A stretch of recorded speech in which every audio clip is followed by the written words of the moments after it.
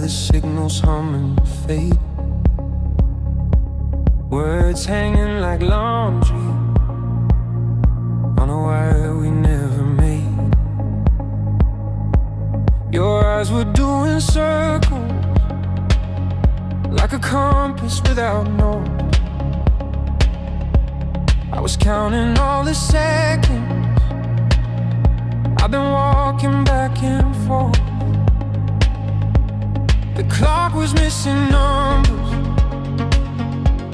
the street forgot its name. Every thought I carried felt borrowed, bent and strange. You spoke in quiet riddles, like rain against the glass. And I felt something loosen that I didn't know I had. So tune your heart a little closer to mine. Let the static fall behind. We don't need a perfect line, just a frequency that holds through time. I've been trading paper promises at corners of the day, watching shadows sell their stories, then quietly walk away. But you stood like a question that refused to disappear, like a song I didn't know, but somehow always hear. Your laugh moves slow and sideways, like smoke across a room. I followed it instinctively, like moths follow the moon. Every step between us shortened, though we didn't move at all, like gravity remembered why it had to fall. So tune your heart a little closer to mine. Let the static fall behind. We don't need a perfect sign, just a signal that survives the night. If love's a map with half the roads erased, we'll read it by the scars we trace. No fireworks, no closing door, just echoes learning what they're for.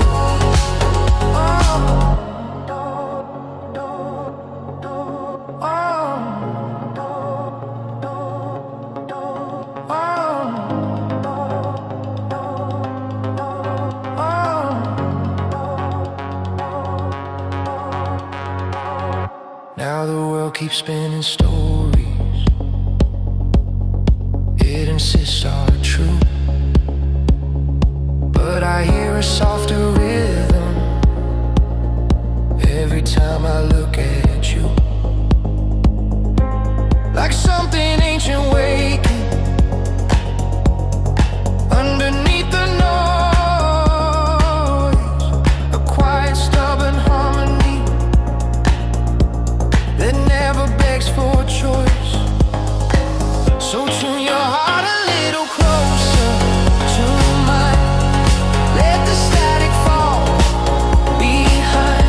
In the spaces between the lines is a connection learning how to shine. No names carved in stone tonight, just two voices finding light, holding on. Not too tired, listen until it feels right. Oh, oh, oh, oh, oh, oh. Good morning. Did that work? A very good morning to all of you. I'm just trying to set things up a little bit differently. I hope you enjoyed that. the reason I just posted for those who are watching on Substack or one of the other platforms that didn't see it, I've been, trying to figure out how to take advantage of the fact that we can now create our own music and upload it or stream it in one of our live streams. So I've been experimenting a little bit. So I spent some time yesterday, created a little bit of an intro screen that will kind of allow me to set things up and further add complexity to this stream, which is, complexity is the enemy, in my opinion. But we'll see how it worked, and I think it's also good to set a tune and or an emotional framing to our conversations, because I like to keep things positive, And so, good morning, everybody, and good afternoon, good evening, wherever you are. I'm sure some of you are in a different time zone. Welcome to the best Friday, January 30th, 26th of your life. That's right. There will never be another amazing Friday, January 30th, 2026, quite like today. So to that, we can all have a sip and toast to the best January 30th, 2026 of our lives. Go. We were discussing the other day land acknowledgements, and I'm trying to fine tune this idea, and this is what I've come up with. I've kind of modified things a little bit, and thank you for those of you sending your suggestions. I think it's great. We'd like to gently acknowledge that we're standing on the traditional territory of, well, whoever was here and was savagely killing each other at the time. And they were not communists, by the way. Anyways, they aren't in charge anymore. And we're here until the Americans take over. And if the communists don't like it, they can leave. How's that? Is that better? Or you like what I did yesterday?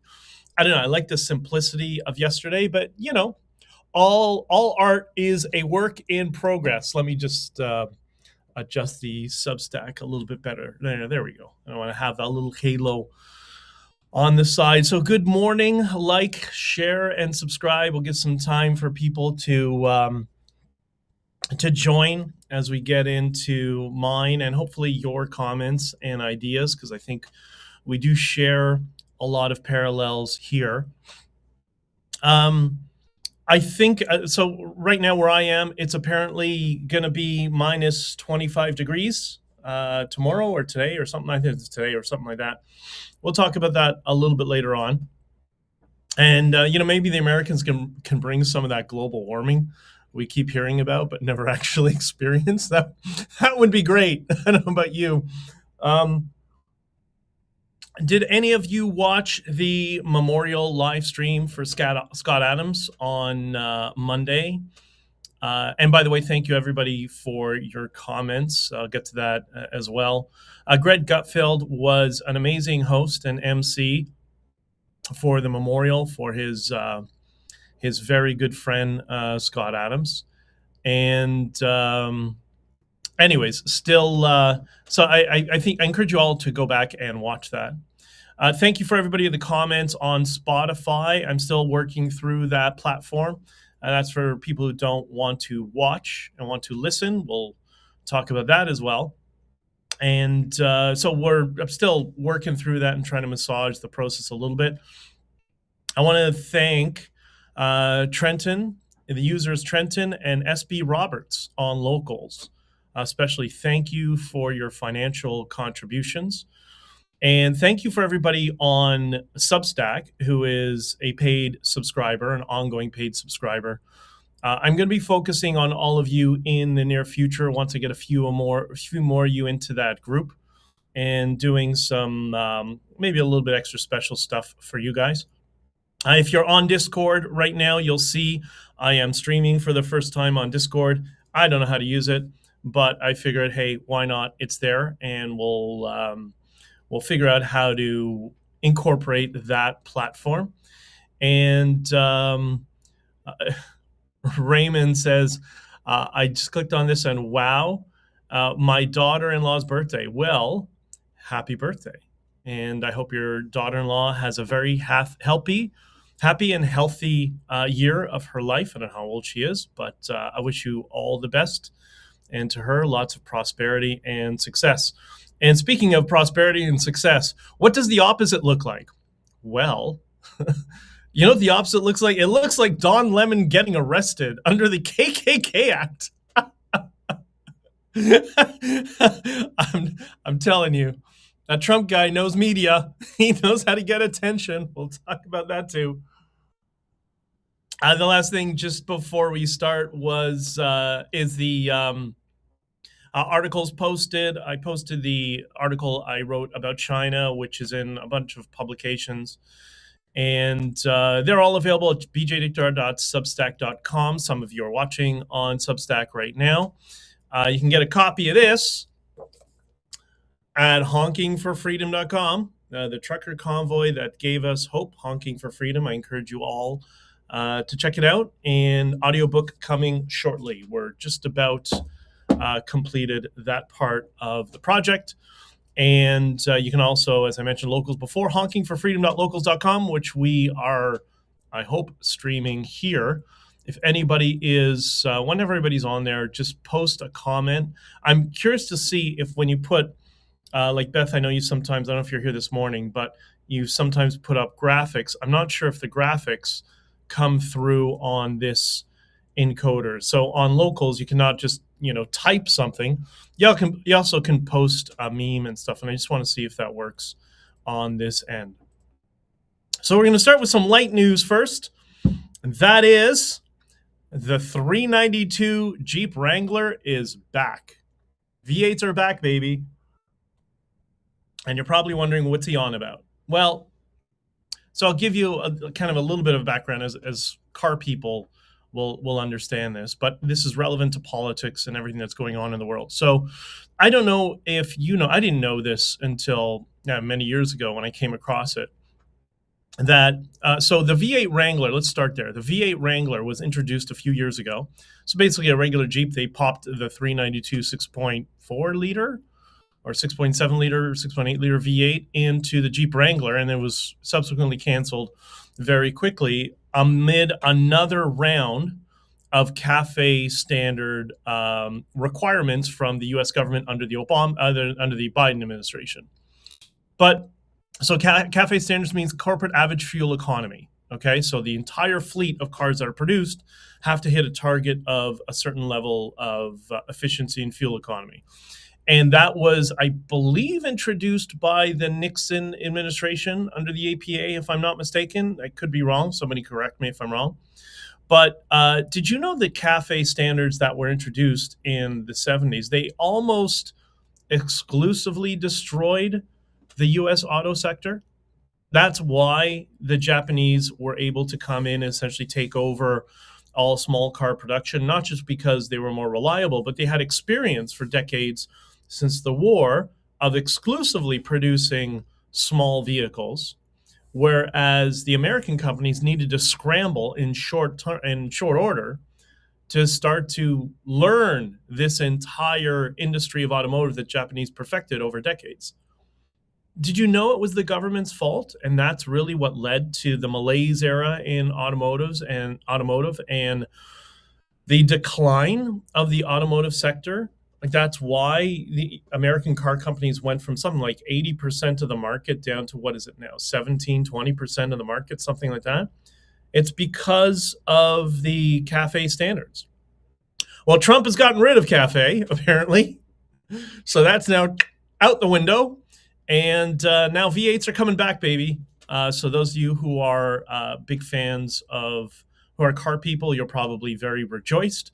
Not in Canada, however. We're getting combustible Chinese EVs that can't be serviced and will burn you alive while you're inside of them. Particularly the Xiaomi SU7, the one that the Ford CEO said he loved it. It was the best car he ever driven and all that, blah, blah, blah. I love this car, and it's better than, I think he was just looking for a job at one of the big China companies, and he was trying to kiss their ass, and maybe that just didn't pan out from him. But you'll see lots of comments online about Ford's Ford CEO glazing over the Xiaomi SU7. The Xiaomi SU7, one of the Chinese cars that's coming to Canada, that it doesn't have door releases. It's just button actuators. So you get into an accident and it severs the electrical contacts. And I guess it triggers, there's one, the main fuse that shuts off all power. Well, it shuts off all power. It shuts off power to the doors, and then you get burned alive inside. That's what Carney's bringing to Canada. We'll talk more about that. Yeah, so V8s are back. So there's a little bit of optimistic, light news for car people. I hope you're all excited, because I know I am. I was listening yesterday to Trigonometry, as I'm sure some of you do. I encourage you, I'll post the link of my episode of when I was on Trigonometry, maybe a year and a half ago, a couple of years ago. They had Jeremy Boring, the former CEO, who I think is coming back, I'm not sure, but of the Daily Wire. And they battered around this idea, this question, like, what is a podcast? Like, we're doing a show. And they seem to struggle around what the framing of a podcast, because iPods no longer exist, but the word has taken on a definition of itself. So I think I can help. So for those of you who don't know, I do create and produce podcasts, and I've been doing so for some time. Not this particular live stream / podcast, but Not on Record, Open College with Stephen Hicks, and I've done a number of others before, and that are all part of a larger project. But the idea of a podcast is, and this maybe will help the Constantine and Francis, and I hope you're all well, brothers. I hope to see you sometime soon.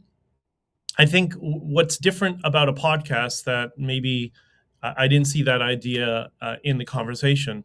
A podcast is unique. It's not a show. It's not a radio show.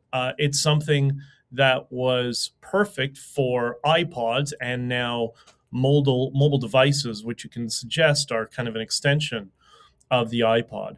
And the reason a podcast is different is because it's the first media, at least this is how I design my podcasts, and most people had for many, many years, is it works in video and audio format. It works in both. So you can watch a TV show, but try listening to a TV show without the visuals. It doesn't really work. A podcast does. It works in both forums. So that's why this live stream, you'll notice I'm not putting up visuals. And unless I may do stuff with audio in the future, I haven't decided. But the reason is because I want people who listen to it, who are in the office listening or in their truck or their car or whatever, that they're not going to lose anything from the experience of just listening to the presentation, comments, all that sort of stuff. So you can listen to this, by the way, this live stream / podcast on Spotify, Apple Podcasts, everywhere else you have podcasts, all that sort of stuff. And so there's an answer to the question, what is a podcast? Raymond says, I heard you on Scott Adams School, and I need to listen to you. First off, I am Canadian. Second, you sound very informed. Well, thank you very much, Raymond. I appreciate it. And I was just about to get on to Scott Adams. And Raymond says, I was behind the convoy and could not believe how the government could stop a single mom from accessing her bank account to feed her children. Yeah, there was lots of that. I was one of the many people who had all of my accounts frozen, and it's everything. It's corporate accounts, credit cards. They did absolutely everything to us. So appreciate your support, Raymond, and thank you kindly. And I was just about to get on to that. So on Monday, I was on the Scott Adams podcast, and I think they're actually winding it down right now. I'm trying not to cross over them too much because I can't start so late in the morning, but I also don't want to be competing with my friends, sort of thing. Hey, y'all. Hey, Ben Rocky. Hey, Jess. It's good to see you there. So I was on Scott Adams podcast on Monday, also known as the Scott Adams School, which is in transition, with Erica, Marcella, Sergio, Owen, and Shelley, of course. And big thanks to all of them. They're wonderful people. We talked a lot about a lot of things. Scott, obviously, and his influence over many of us, myself included. We talked a bit about geopolitics, and we did touch on El Salvador.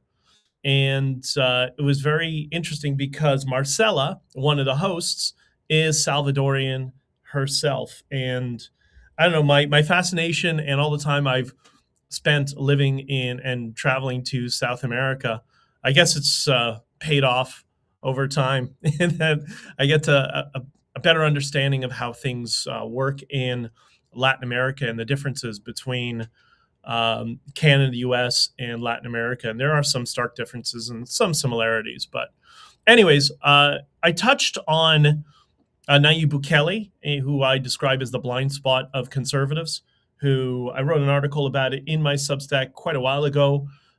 He used to be part of FMLN, the Communist Party, and for 10 years he said, "Soy de izquierda radical, I am a radical leftist." And that was kind of where he came from. And then Tucker Carlson just shows up and says, "Oh, this guy's a Christian conservative. What are you talking about?" And so I mentioned that the Emir of Qatar had been in El Salvador 8 times in 2024. And, to my relief, Marcella interrupted me and she said, thank God, there's somebody who understands really the truth of what's going on in El Salvador. It was really nice because there are lots of Salvadorians who cannot go back home or they would be arrested. So they're hiding out now in the United States, Western countries. So I did this documentary. Well, I didn't do it. Callum did a documentary of El Salvador. I just went down there, connected him with some people, and he didn't speak Spanish. So I went there to help him and do some translating. And it's on a YouTube channel called Britannica, The Bitcoin Dictatorship. It's excellent. It's an hour and a half. I think he has another piece coming out soon about Syria. Yes, he was just in Syria last month, believe it or not. Crazy stuff that I'm sure he's seen, and some of it I know for sure he has. But we went together to El Salvador. He did this documentary, The Bitcoin Dictatorship. It's on YouTube on a channel called Britannica.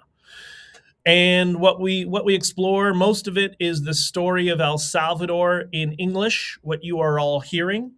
And then he gets into what the story is in Spanish.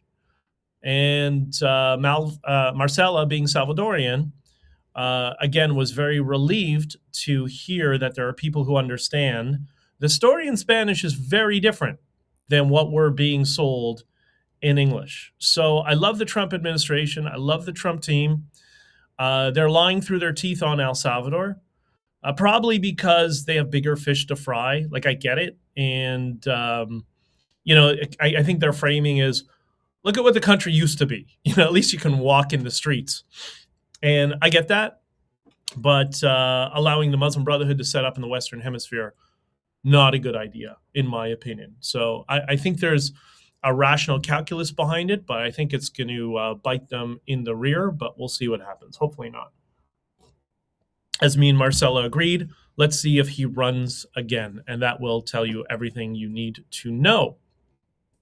But anyways, the many things we discussed on, sorry, there's comments coming up. I appreciate it. I'll get to them after. I am seeing them, by the way. We discussed the sabotage of grassroots movements, something that I have lots of experience with, not just the trucker convoy, but before the trucker convoy too. And, I think I explained, did I explain in that or some other interviews? I got into politics just as a kind of small business owner that was getting annoyed with all the communism around me. I was just starting to get really obnoxious on the university campus. So I decided, you know what, let's get involved in local politics and see if we can help make a difference. Boy, was that naive. But I learned a lot about how politics works, the same way Elon Musk learned a lot about how politics truly works. Scott Adams would talk about the gears of the machine, and he used to say that means Scott we would privately DM about that a little bit. And he Scott really, I think he understood a lot more than he led on to believe in his live stream. But yeah, Raymond, you're becoming my Scott replacement. Well, I could never and do not want to replace Scott. I wish he was here. I really do. But I've been doing it for a while, and I'm restructuring my life that I can be here more frequently. So thank you. That is so kind of you. That really is so kind of you. So, anyways, the on the topic of sabotage of grassroots movements, there is a template that is used. Now, I'm sure this is going to be a point of disagreement on some people. I know there's a number of, Conservative Party people who follow me on Substack on some of the platforms, and I do have some, strong support from people within the parties. They get it. They understand what the problem is, and they are frustrated too. So they try to work the back channels to prevent things from going off the rails. So we got to acknowledge there's a lot. And by the way, there are people like that in, you're not going to like this, but there are people like that in the liberal-minded parties as well, that you may not agree with them on a lot of things, but they're not completely irrational, and they see the craziness around them. And many of them are just trying to figure out how they can weaken them. It also happens in law enforcement and policing, which we're going to get to in a little bit. Some of you don't know, my brother's police sergeant, and I have lots of friends who are cops. And, I did a podcast with an intel analyst for many years, and have met many other analysts since then on the file that I'm very well familiar with.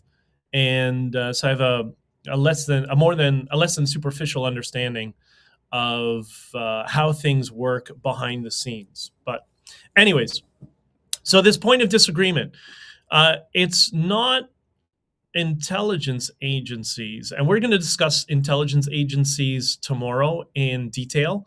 I just couldn't fit everything here today, but I got to kind of map it out here first, and we'll go into greater detail tomorrow. But a big part of what you see, like I hear people always, it's the CIA and this and that. I mean, we'll get into that more tomorrow, but the blind spot always seems to be the political parties. That how much of the sabotage that goes on actually comes from within political parties, not intelligence agencies. There are activists and volunteers within the political structure who do this. Like, why do you think an election in the United States, for example, on the Democrat side, what did it cost Kamala Harris? $2 billion or something? What do you think that $2 billion is for? What do you think it's going? You think it's going to CNN? No, it's not going to CNN or MSNBC. Yeah, some of it obviously is for advertising, but that's not what it's for. It's for PR, of course, so they can pay pundits to just regurgitate what they want said. Subversion through media articles, and now fake influencers they've discovered online, that they can find people at 10 cents on the dollar and give them some money, and they'll say anything they want, right? And they'll change on a dime if the money's good enough. That's the strategy. The strategy used to be simple. And I have it laid out into 7 points. You can make it more or whatever, but this is just a general guideline. This is the strategy how it always was. So you're a political group, a political party, or maybe like the local district of a political party. You identify a grassroots movement that is in your realm, but maybe not completely on side. Maybe they don't like some of your policies. Take, I don't know, COVID or lockdowns or something like that, right? So they send somebody from the political establishment to help. Let's get involved. Let's help them. And the head of the local organization will call some volunteers that might be the right person. Say, we have this group starting. We got to help them. Okay, so that's step 2. Send in somebody to help. Step 3, that person who goes in to help, either them or they bring someone else to become an administrator. This is the tactic of political entryism, by the way, that the Muslim Brotherhood uses on university campuses in academia. So they'll send in somebody to become an administrator of this new group that's forming. And they'll get a little bit of media and use them, that person who joins, either the original volunteer or the person they bring, who now becomes an administrator. They will now be identified as the leader or one of the leaders of the movement. So now the political establishment has their own person who is, this is where you get the word controlled opposition, who is identified as the leader of the movement. And they will build the movement. They'll build it up and they'll try to get it momentum and they'll do barbecues and all sorts of stuff. And they'll build the movement up to the point when the legacy media all of a sudden gets interested. An example of the legacy media all of a sudden getting interested is with that Twitter account. What's her name? Amelia, the purple hair girl in England, in the UK, which is great. So the media has now gotten interested in Amelia. So when the political establishment and the media gets interested in this new grassroots movement, they will start showing up to events to ask questions or whatever. That's when the grenade is dropped.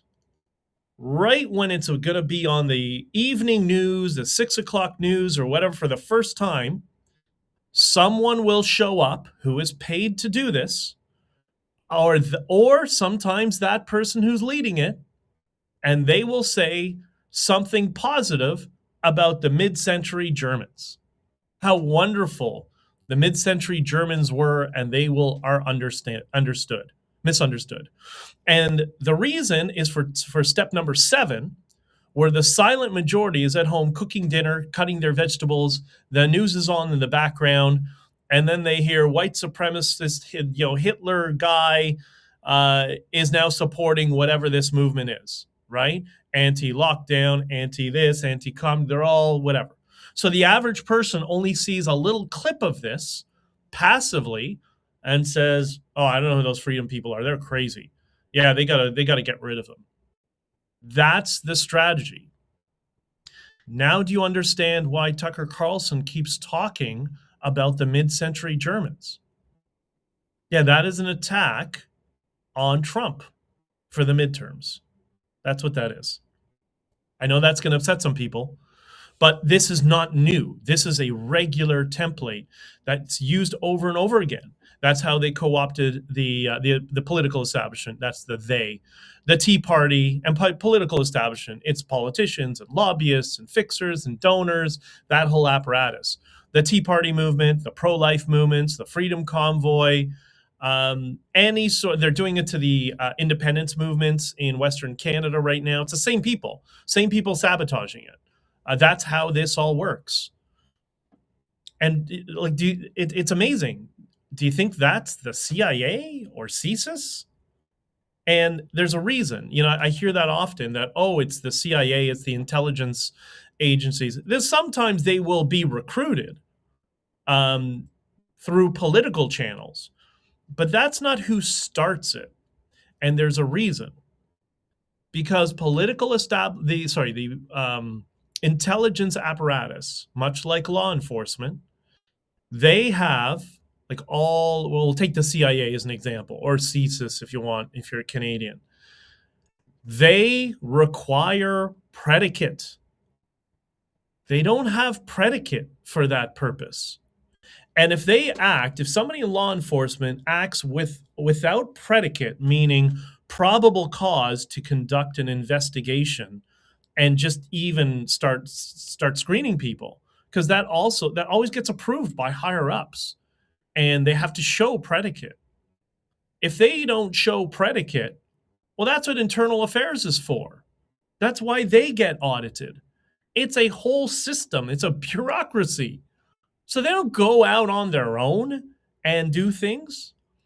That's just not how it works. Now, obviously, there's always rogue elements sometimes. There's people, blah, blah, blah.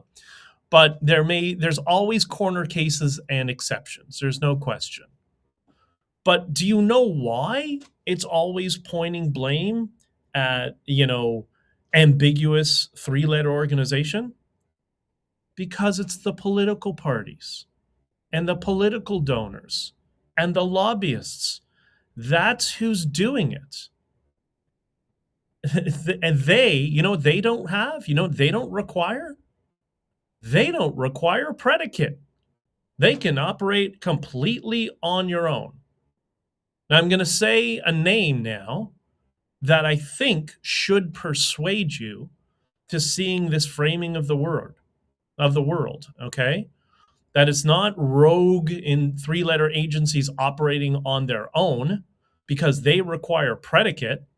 It's political parties and the political fixers who don't require predicate and can do whatever they want.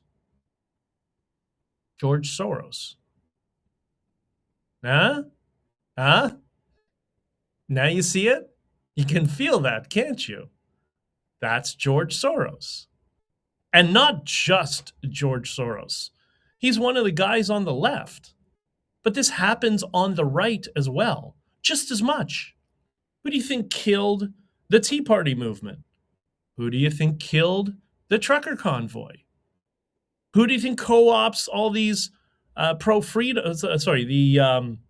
pro-life movements? Jim Helios has talked about this a lot in Canada. That's how this operates. So I know Scott understood a lot of this, and there's definitely bias regarding the CIA because of things they've been involved in. But my argument always was, it doesn't start there because they require predicate.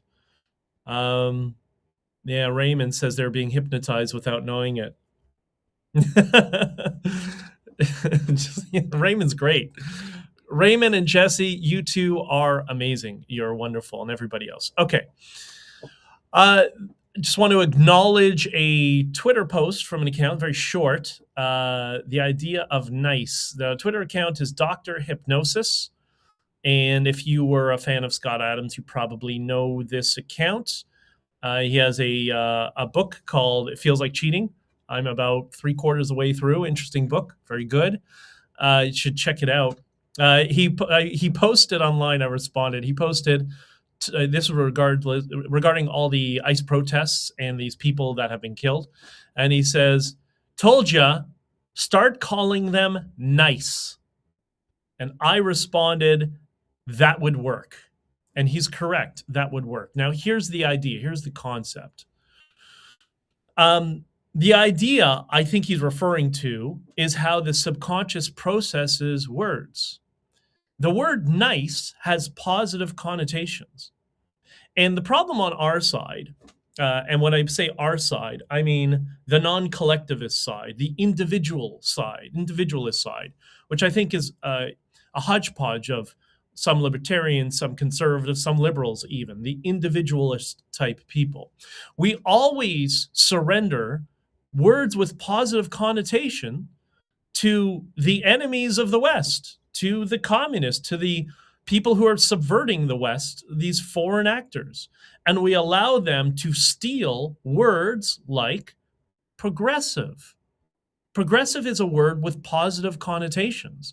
That's why it's so easy to hypnotize younger people and get them to buy in, because the idea of the word is a positive word. It's very difficult. How do you frame progressive as negative? That's a challenge. It needs a political definition, which gets really convoluted, and the subconscious can't really process that, right? So I think, and I'm sure Dr. Hypnosis would agree with me, that Trump should rename ICE to the National Immigration and Citizenship Enforcement. Nice. This would have the impact only hypnotists would understand, right? Let's let them see nice are Nazis. I want to see them saying that. It would be such an epic win for the first time in terms of taking back words that have positive connotation. Raymond, you're my spokesman. Raymond, you're awesome. Jess, you are not a pain in the butt at all. People are commenting in the chat, and feel free to. Jess, I love you. I don't know if you're Jesse. If you're in the Discord, tell me if you can see the stream in Discord as well, because I can only do so many things at once, as I'm still learning this duct taped and band-aided production, which is what I'm hoping this to be entirely honest. So I want to get into this. Why have things been so cold in the Northeast? So in Toronto, apparently it's going to be minus 25 degrees.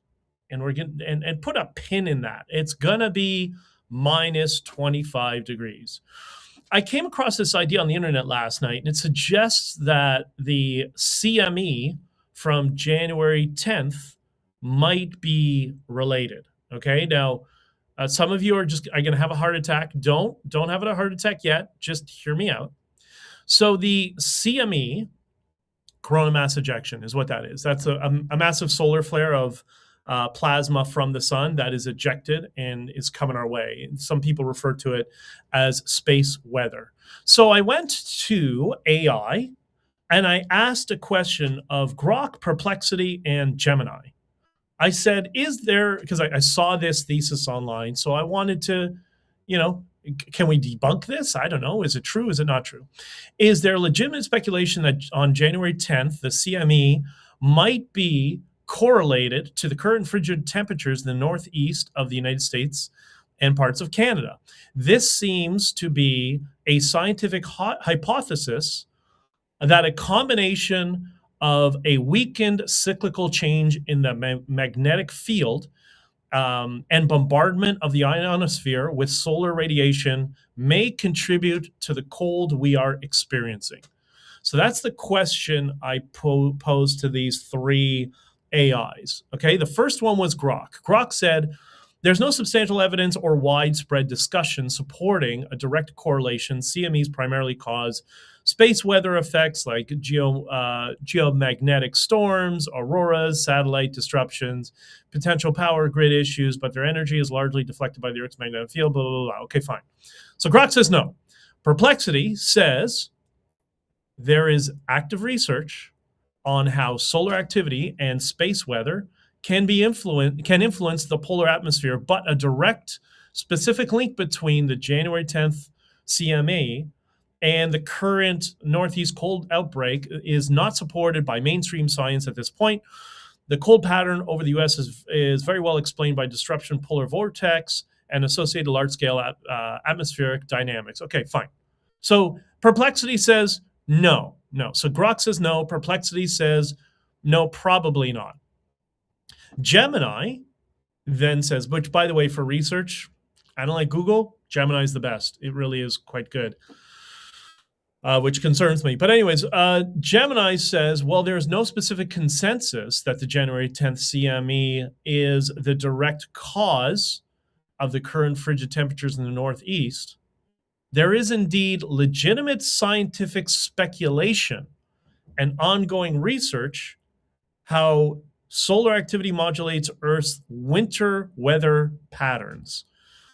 And it goes on to say the hypothesis I'm referring to is complex chain reaction between the sun and the upper atmosphere and the jet stream.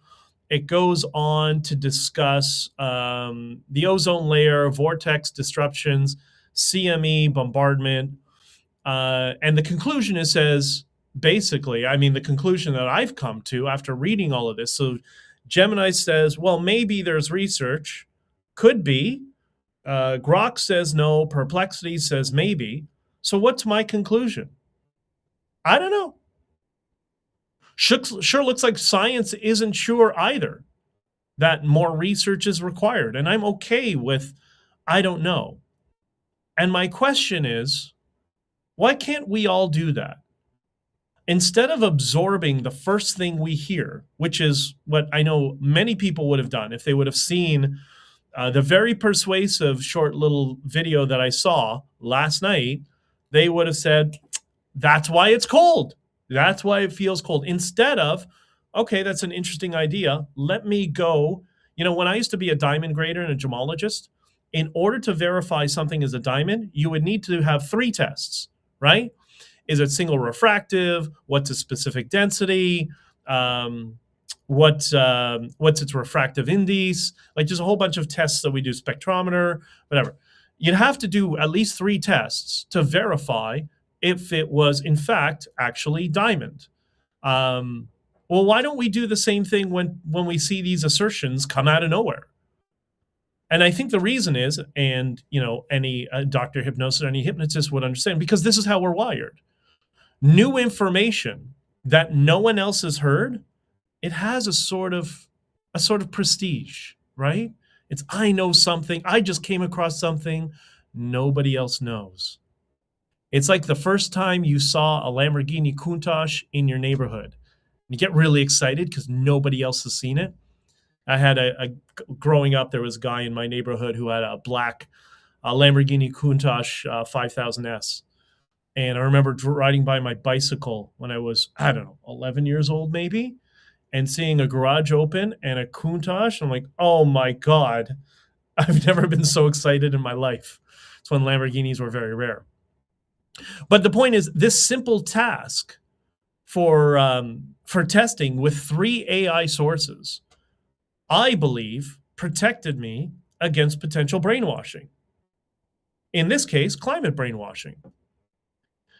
And, in honor of Scott Adams, this conclusion of, we don't know, it's possible, maybe, maybe not, that CMEs have an effect on the ionosphere, as does the changes in the magnetic field. Scott would say, did they factor this into their climate models? I don't think I ever heard Al Gore talking about that in their climate models, right? So anyways, I think what this shows is the world is very, very complex. And in a complex world, magic answers seldom give you the solution. And it's okay to be in that frame of, I don't know. But I'll tell you one thing. I don't believe for a second they can measure the temperature of the earth in 100 years. They can't even forecast the temperature in my city today. I started by saying it was supposed to be minus 25. Turns out now it's only minus 14. What happened to minus 25? But they can measure within half of a degree globally 300 years from now? That's just fake. That's just not real. That is political maneuvering and biasing you into a certain way for business interests. And we'll talk about those business interests at some point because I happen to know where they are, and they're actually in the legal system that people often don't talk about, right? And by the way, I am not pro-pollution, just so everybody knows. I'm not crazy.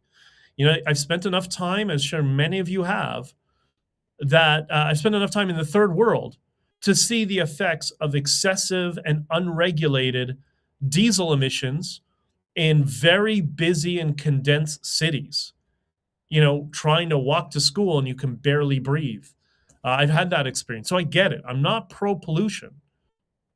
But 20 years after Al Gore, however many, I think more than 20 years now, isn't it? We have to get Al Gore to admit that every single prediction he made in his little documentary is wrong, or he's just a charlatan. It's just one of the others. Autism Capital. I said because some people were complaining about that. Autism Capital posted something on Twitter, and it says ex-head of product Nikita Bear shares that the Chinese government floods X search results with porn every time there's political unrest to prevent their citizens from finding out real-time information. Did you know that? Because lots of people in China use X via a VPN. You must have known that. I'm sure you must have seen that if you're on X. It's definitely mitigated now. Have you ever been in a political space on X, one of the Twitter spaces, when it gets spammed with porn in the nest on the top? It's happened in Bitcoin spaces. It's happened in pro-American spaces, national security spaces, talking about the Allen snack bars. It happens as well. So it's not only drones. It's not only done by Chinese nationalists, but also Pakistani ISI, Iranian Hezbollah ops. They all do this, right? We're going to talk more about Intel organizations tomorrow, as I discussed, but you get the idea, right? Trump is in the news. Hey, Phil Mission, what's up, brother? We're going to talk more about Iran tomorrow. And if you have any information, please send it to me. I'm glad you guys are all, look, you're all getting along. I love this. This is what I was hoping, that everybody would find each other, right? Trump is in the news, and boy, does that guy know how to get attention. As Scott used to say, Trump is so good at being interesting. He really is. Doesn't mean you agree or disagree, but just being interested. Interesting. He posted this on Truth last night, okay? Based on the fact that Canada has wrongfully, illegally, and steadfastly refused to certify the Gulfstream 500, 600, 700, and 800 jets, one of the greatest, most technologically advanced airplanes ever made, we are hereby decertifying their Bombardier Global Express and all aircraft made in Canada until such time as Gulfstream, a great American company, is fully certified. And it should have been many years ago. Further, Canada is effectively prohibiting the sale of Gulfstream products in Canada through this very same certification process. If for any reason the situation is not immediately corrected, I am going to charge Canada a 50% tariff on any and all aircraft sold into the United States of America. Thank you for your attention to this matter. That's Donald Trump. Out of nowhere, boom, right? Where'd that come from? It's amazing. I thought to myself, like, why are we such a-holes? I mean our government. I don't mean Canadians. I mean the Canadian government, right? And we all know the type of people who go into government here. We have the worst, most incompetent people in the country are the people who are glued to politics and get addicted to it and can never leave, right? Not everybody, of course, right? But there are some bad, even the good people in politics will acknowledge this, right? Well, apparently this is part of a protection racket for Bombardier in Quebec. So those of you who don't know, Bombardier is a major aircraft manufacturer. They also made jet skis and a variety of different boats and watercraft and stuff. And it does seem that Transport Canada, on behalf of Bombardier, has dragged its feet, has slow walked the certification of Gulfstream for years.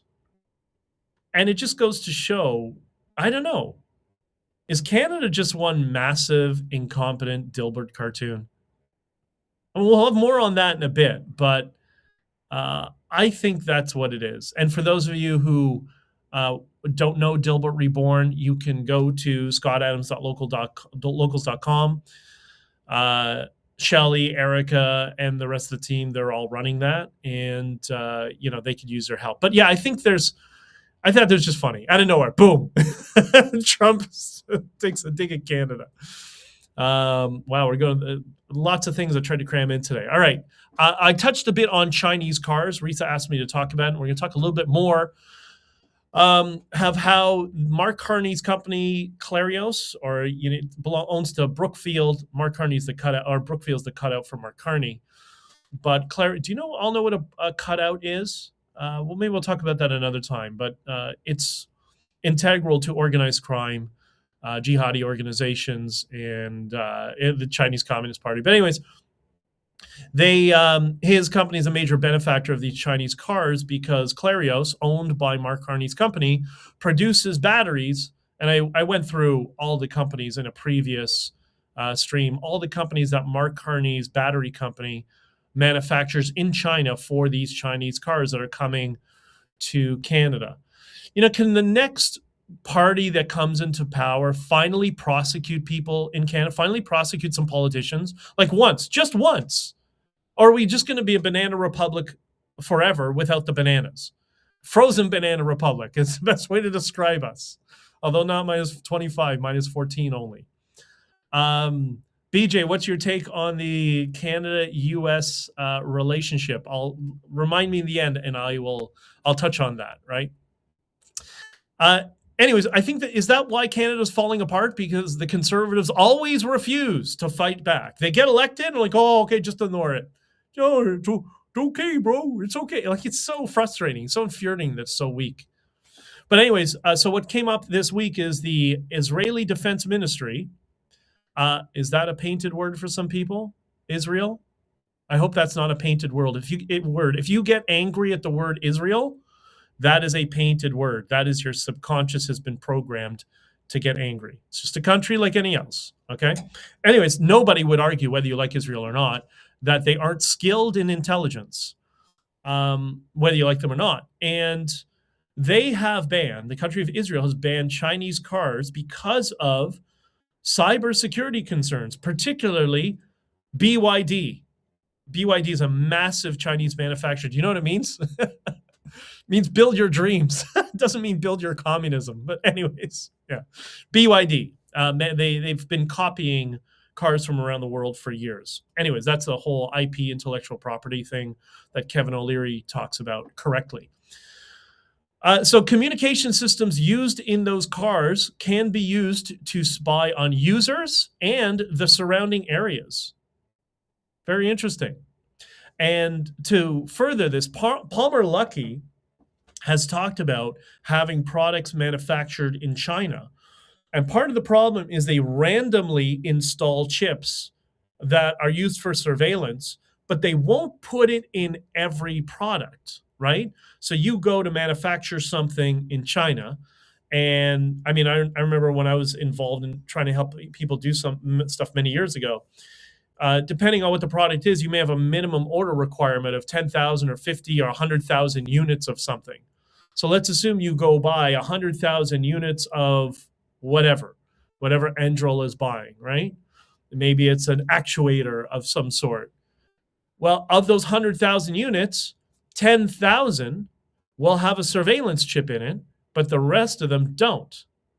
So you'd have to go through QC on your own every single one, or you'd have to disassemble the product you just bought to check. That's how insidious that's how desperate the Communist Party of China is. They're just desperate, right? Because it's imploding from the inside.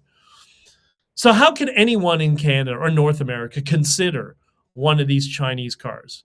And add to the fact that in cars like the SU7, there's no additional override for the door release. There's no mechanical release in addition to the button. So you get burned alive on the inside, when you get in a car accident. And, one thing that was brought up, and this is a shout out to Winston and Sea Milk on their YouTube channel, Serpensa. They talk about, they did an episode on this. The two of them are great. They used to live in China, so they know China very, very well. But one thing they brought up, notice all the car YouTubers and auto journalists never talk about the reliability of Chinese cars. They always bang on about how unreliable American cars are, which is not so true anymore.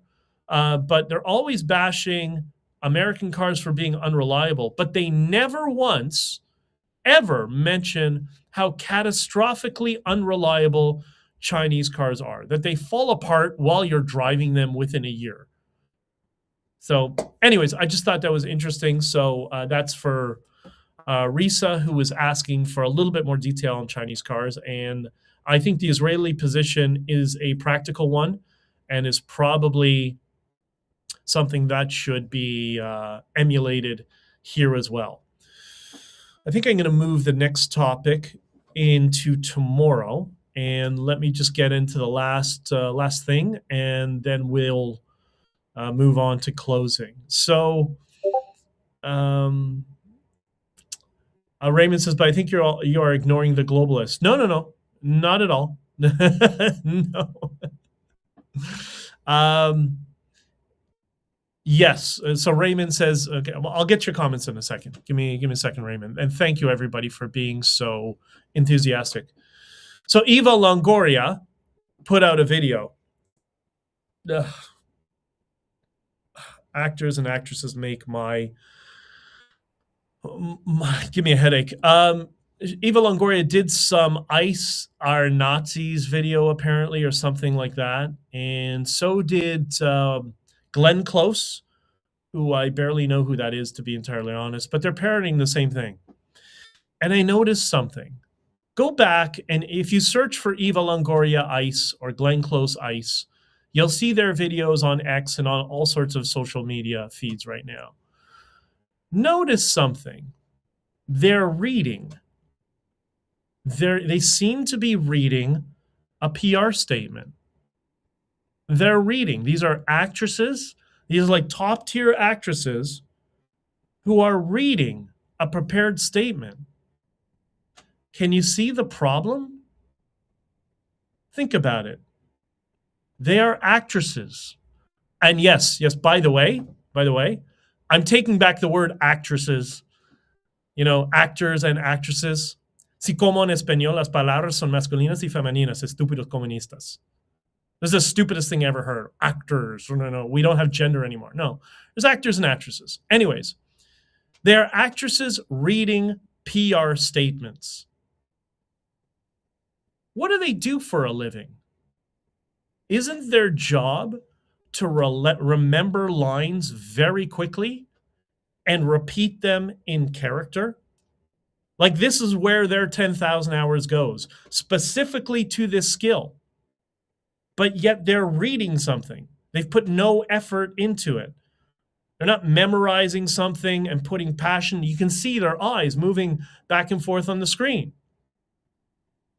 They're just lazily reading it. And I have a working theory. I think, could be wrong about this, but I think their PR agents are telling them it's good for their brand to read these statements. And they don't actually know what's happening on the ground. They have a very superficial understanding. They might see CNN, somebody killed by ICE, and that's all they know. They don't know anything else, none of the complexity. And remember, each of them, just like in the music industry, each of them are a massive corporation onto themselves, right? Part of studios, they have studios, agents, PR agencies. They're very complex bureaucracies themselves. They just happen to be the face of it. So yeah, that's right. Can you feel that? Can you see that? Let me articulate it how I think it is. Hollywood and Hollywood actresses and actors are just Dilbert cartoons. Think about it. You know, the Dilbert cartoon framing is really Hanlon's razor. Never attribute malice to those things that can be explained by stupidity. I think that's what's happening. You just have people that are so insulated from what's going on. You have PR agents who are often quite woke themselves, who are trying to sell them, oh, read this statement. It's going to be really good for your brand. You'll get lots of support. And then it blows up in their faces and they don't know why. And you've heard people make overtures to say, you know, most of Hollywood is not nearly as woke as people think they are when you have a conversation with them. And many people have said that. I think this is why. I think this is the PR agents. Find out who prepares these statements and who the people are and for which PR firms they're working for. I'm willing to bet you're going to find foreign money. That's my guess. Anyways. So Raymond, you said, what do you think about the Canadian-US relationship? I don't know, man. I mean, I think we're seeing a lot of theater. I think Carney is trying to play the same theater game as well, with no leverage. Like, he doesn't really have any leverage. And maybe that's his way of negotiating. I do know from people who I trust, who are close with or tied into the administration here, and I know people in politics as well in Canada, it seems to be what everybody wants and they know is going to be best for Canada and American interests would be an economic zone like what the EU was supposed to be before it got politicized by all the communists. That it would be one massive economic zone that clearly China is not happy with and very scared about happening. and there would be no border, and the two countries would probably secure the Arctic together. And Canada, like, the Netherlands or Germany or Spain, would retain their sovereignty, but they would be part of one broader economic force. That's what they want to have in Canada and the US. The trick is selling it to some of the woke mob or the people who are brainwashed to hate America or hate Canada and ignore the fact that our cultures are so similar, as I mentioned on Scott's podcast, that we all live within an hour of the border, that we really share so many common interests and, historical, our division in history. The Americans, the number one country that the Americans have invaded were Canada. The Americans have invaded Canada, I think, remember from school, 9 times, prior to the BNA Act and when it was still England and stuff like that. But or British North America. That is a time long past, and we are so integrated with one another that it would be so much to our benefit. Canadians could work in America legally, and Americans could work and come expropriate and build out our natural resources in Canada and make us one economic force that turns China into a barfly. That's really what the effect would be. And that's why China is working so hard through propaganda measures to brainwash people in the West against Trump and against, and amplifying Carney. And you see, even Carney has had to walk back his statements on and the deal with China, or at least some degree, because he knows we don't have the leverage against the largest economy in human history. So I think that's where we're going, and it's just a matter of selling it to the public. And the problem is politicians and lobbyists and whatever, they all suck on the infrastructure and system that we have. That's how they make their living. So once they figure out how they all can make money together in one broader system, then you'll see how very quickly all of a sudden the problems would be solved. That's the big incentivizer.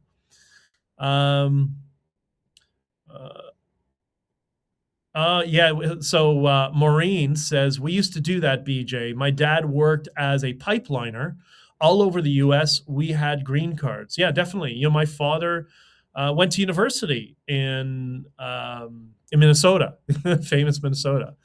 The same thing. Things were not as rigid as we are today. And by the way, I think that might be, the progressives or the lefties sometimes go a little bit crazy. They forget too much of a good thing can be bad. I think that was the original motivation behind our open borders. It's not so much open borders, but an open economy where if you wanted to go work and live in another country, you can do that with little friction. I don't think that's a bad thing. I think that's actually a good thing. The problem is we've brought in garbage from the third world. Imam Tawhidi talks about this, that the Western world has brought in the garbage from the Middle East that they didn't want, that they kicked out, and have now integrated them into our politics, and they need to be purged. And maybe, a unified Pan-America, Canada economic zone will be able to deal with that. Like, tabula rasa, like the progressives always say, we're going to make a tabula rasa on integration, and we're going to reevaluate people who've been naturalized in the U.S. and Canada over this period, and say, oh yeah, all these people are tied to money laundering by terrorist organizations. Yeah, maybe we're going to cancel your citizenship now, and maybe that's what we'll see. But that's how I see it. Jessica Rocky feels the same way. I do when I talk about Carney. You're all wonderful. So, okay, just to close things off, tomorrow we're going to talk a lot about intelligence agencies. We're going to address a thesis from somebody who's in law enforcement about why intel agencies, or how they become woke. And you wouldn't be surprised. It's really a Dilbert cartoon. That's what's leading to it, and I think it can be fixed, but we'll see what happens. I think also the public friction you're seeing between Trump and Canada, as I said yesterday, it's necessary. This is just negotiating in public. This is the style of the Trump administration. If you have thick skin and things don't really bother you, it shouldn't bother you either. And if you have thin skin, get thicker skin. There's so many things to be worried about, right? Like, or should I say, there's so few things to be worried about in the world. And you see that Trump has some sort of deal on Greenland. They have Alaska and the lower 48. They're not going to allow this big landmass that's nothing but natural resources in the middle be taken over by China. They're just not going to allow that. That's it. That's pretty simple. And I think cooler heads in Canada will prevail. And I think they understand that. I think it's important. I think what's the most important thing for Canadians, this is for my American friends, much like you're all very patriotic about being American and that is part of your identity, it's the same thing for Canadians. And just because Canadians are patriotic about their Canadian identity doesn't mean they don't have love and respect for America. And we understand the importance of your Constitution because, during this time, freezing our bank accounts and stuff, we really learned the importance of your Constitution and wish we had something like that. But instead, we have a piece of toilet paper called the Charter of Freedoms and Rights Act, where the very first stage says this can be ignored at will if we want. But anyways, Maureen, I can't say that. Maureen's amazing. She grew up in Surrey, and Surrey's got a Khalistani problem. For people who don't know, Khalistani are Sikh terrorists. They blew up Air India, and it's basically based out of Canada. The Indian government has been crying about this terrorist network operating and growing in Canada for many, many years, and have done nothing about it. So, because Canada is basically a hodgepodge, since they killed Canada during the trucker convoy, because 10 years of we're racist, colonial project, we have no cultural identity, we're a post-national state, and then they use this moment instead to revitalize Canada and revive it like we were hoping. They just destroyed the country for good. Canada is just a hodgepodge of organized crime, to foreign terrorist organizations, and communists just tearing the country apart.